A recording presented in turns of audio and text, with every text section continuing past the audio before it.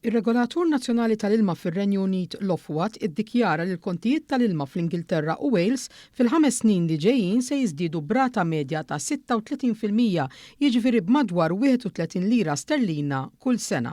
Dan hu ferm ola minn dak li l-istess regolatur kien ħabbar f'Lulju li għadda fejn kien qal li sal-2030 il-kontijiet kellhom jolew b'medja ta' 21%. Dan waqt li min-naħa tagħhom il-kumpaniji tal-ilma kienu qed jitolbu għal żieda medja ta' 40%.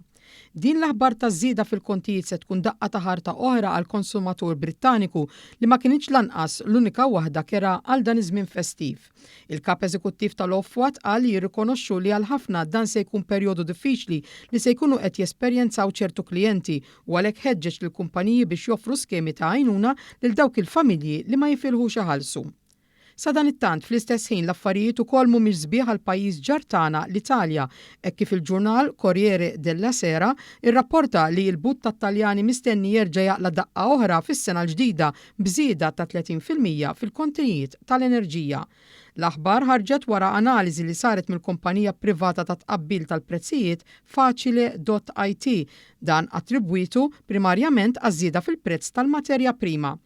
Il-kalkoli jantiċipaw li familja tipika b'konsum tad-dawl u l-gass normali se jkunu qed jiffaċċjaw żieda ta' 272 euro fis-sena. Dan minn barra żiediet oħrajn fil-pajjiż li qed jiffaċċja sfidi kbar finanzjarji.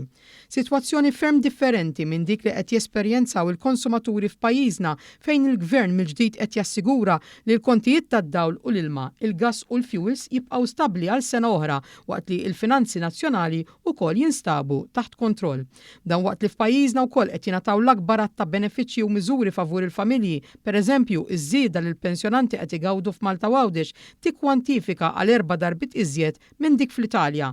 Fil-fatt, fil-baġit tas-sena d-dieħla, il-Prim Ministru Giorgia Meloni, il-pensjonanti Taljani ġew allokati biss 8 euro fix-xahar.